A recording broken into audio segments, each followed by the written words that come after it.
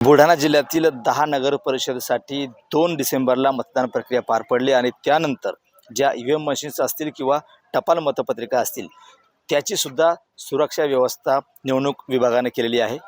मी सध्या खामगाव नगर परिषदेच्या या आवारामध्ये आहे। आपण जर पाहिलं तर खामगाव नगर परिषदसाठी सुद्धा 2 डिसेंबरला मतदान प्रक्रिया पार पडली आणि त्यानंतर ज्या ईव्हीएम मशीन्स आणि टपाल मतपत्रिका होत्या त्या या खामगावच्या राष्ट्रपिता महात्मा गांधी सभागृहामध्ये ठेवण्यात आलेल्या आहेत आणि त्याची जी सुरक्षा व्यवस्था आहे ती चोख सुरक्षा व्यवस्था या ठिकाणी करण्यात आली। जवळपास 25 कर्मचारी जे पोलीस कर्मचारी आहेत ते या ईव्हीएम मशीनची म्हणजे स्ट्रॉंग रूम जी बनवण्यात आली त्याची सुरक्षा या ठिकाणी करतात आणि तब्बल 8 CCTV कॅमेरेसुद्धा या ठिकाणी लावण्यात आले आहेत। एकंदरीत पाहिलं तर 25 पोलीस कर्मचारी आणि 8 CCTVच्या माध्यमातून या स्ट्रॉंग रूमची सुरक्षा जी आहे ती करण्यात येत आहे।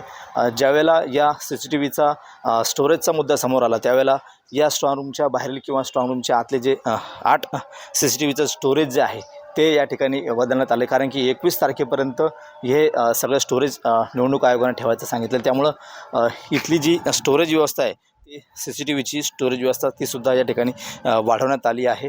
एकंदरीत पाहिलं तर सध्या या स्ट्रॉंग रूमची जी व्यवस्था आहे ती जवळपास 25 पोलीस कर्मचारी आणि 8 CCTV कॅमेराच्या माध्यमातून या ठिकाणी सुरू आहे।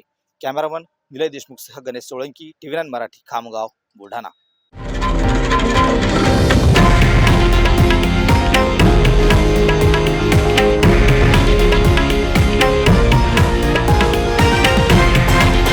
हे आहे देशातील नंबर 1 न्यूज नेटवर्क आणि आपण पाहत आहात TV9 मराठी, एकमेव।